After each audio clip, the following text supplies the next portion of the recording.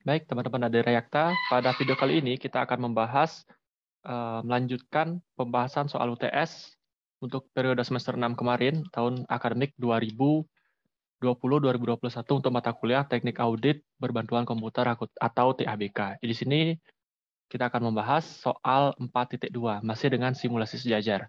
Pada seri soal ini ada dua soal ya, soal A yakni simulasi sejajar tentang persediaan, dan juga soal B yakni simulasi sejajar mengenai neraca saldo. Sini ada beberapa sheet, ini ada sheet referensi, kemudian ada pembelian, penjualan, payroll, soal A dan soal B. Nah, tanpa berlama-lama lagi, kita langsung saja teman-teman ke soal A. Nah, ini soal A-nya. Di sini kita disuruh membandingkan data yang dicatat oleh perusahaan dengan versinya kita atau auditor. Dan nanti kita akan cari selisihnya. Nah, soalnya kita baca dulu.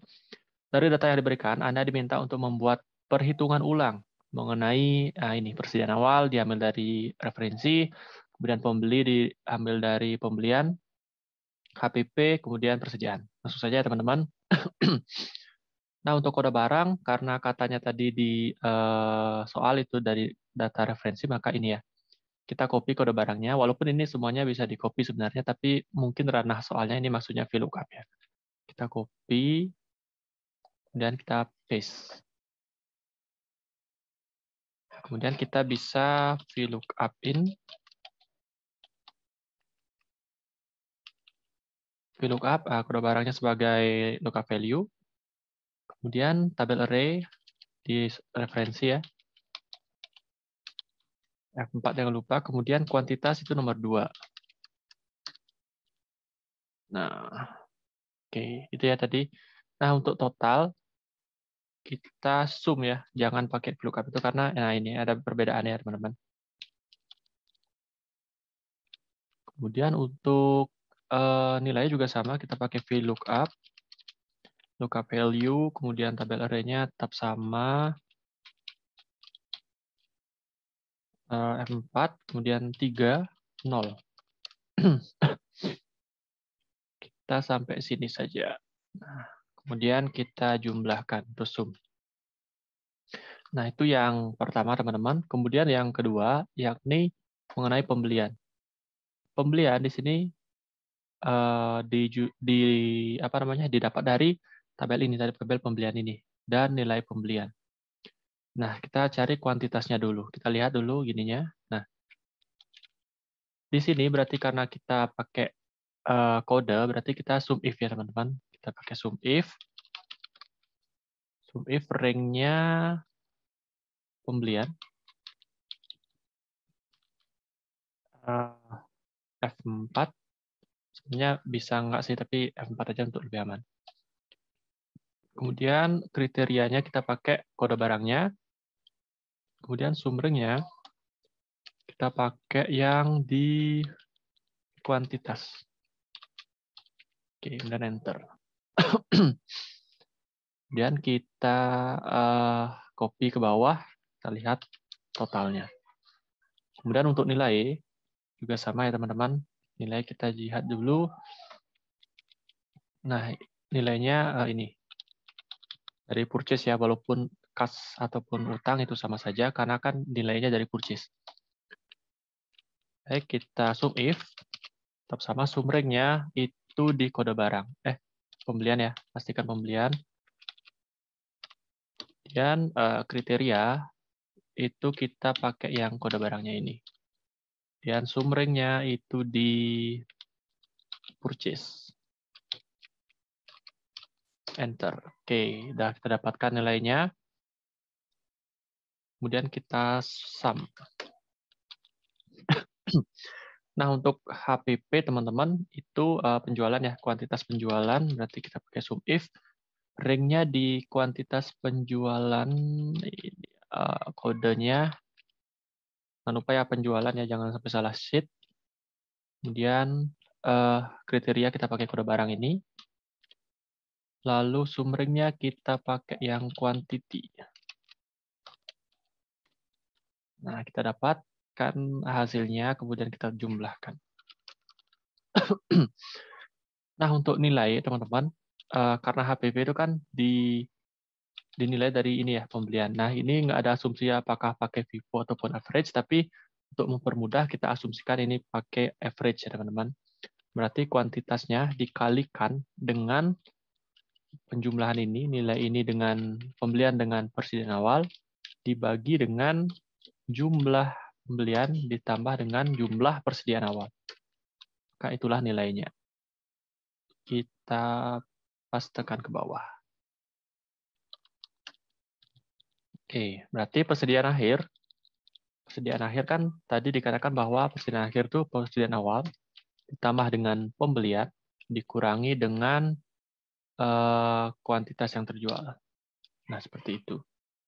Dan kita copy sampai ke bawah, kemudian nilainya juga sama.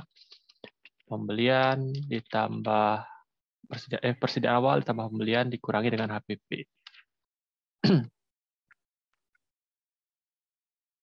Kemudian kita sum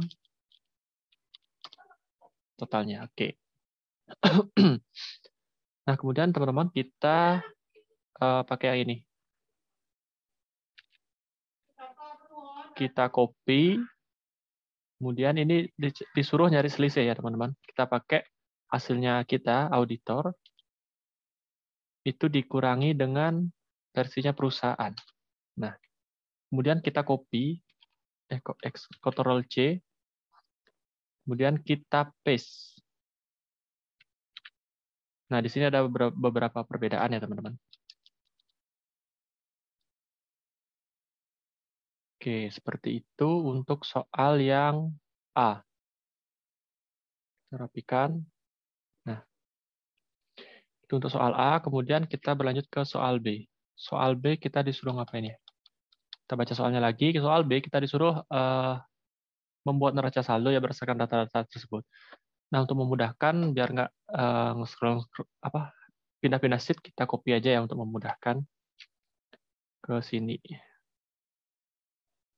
Mana ya enaknya? Di bawah ya? Di sini aja dah. Nah, soal B. Pertama kita membuat di kas. Kas itu debitnya saldo 2019 ditambah pendapatan tunai pada data penjualan. Berarti ini saldo 2019 ditambah pendapatan tunai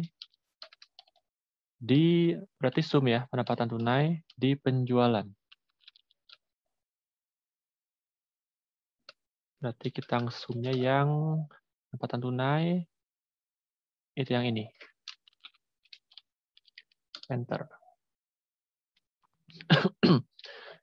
Kemudian untuk kreditnya itu pengeluaran pada data pembelian ditambah pembayaran gaji. Pengeluaran pada data pembelian ditambah pembayaran gaji.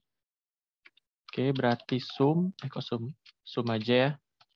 Pembelian itu pengeluarannya berapa? Berarti di kas kan? Di kas. Kemudian ditambahkan dengan sum di data payroll. Gaji pokok ditambah tunjangan kan? Tambah tunjangan. Enter. Oke, seperti itu. Sum pembelian, kemudian sum payroll. Oh, ini salah ya. Ini sih gini seharusnya. Oke.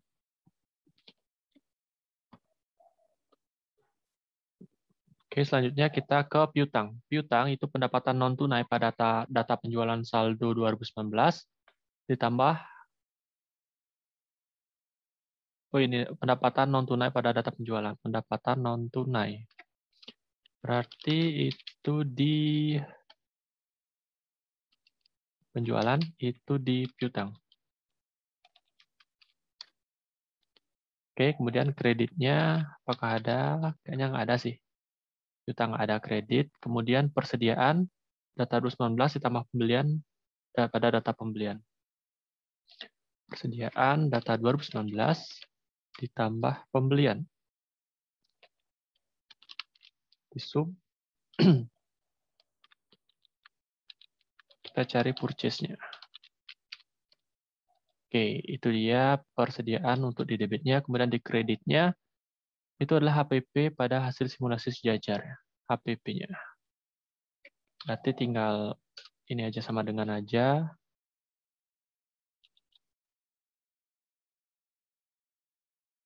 HPP. Oke, selanjutnya mengenai utang. Utang didapat dari pembelian persediaan non-tunai pada data pembelian. Pembelian persediaan non-tunai. Pembelian berarti sum aja berarti ya. Kemudian pembelian kita cari yang utang. Oke, enter. Kemudian yang selanjutnya itu ekuitas. Ekuitas itu adalah pembelian saldo 2019. Itu langsung ya, saldo 2019 saja. Ekuitasnya nggak ada berubah berarti ya. Kok sini sih?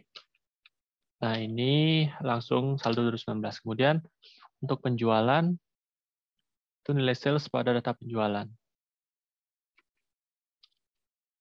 Di sub penjualan. Nilai sales berarti ini ya. Seharusnya semua sih ini. Oke, sales. Kemudian potongan penjualan, kita lihat itu nilai diskon. Potongan penjualan itu nilai diskon ya.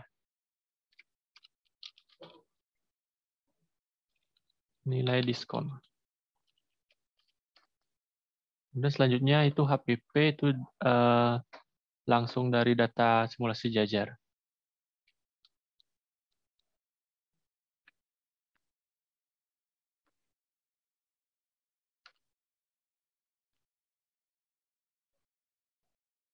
Lalu beban gaji dan tunjangan. Beban gaji dan tunjangan itu didapat dari gaji pokok dan tunjangan pada payroll. Di sum gaji pokok ditambah dengan sum tunjangan. Oke, kita sum.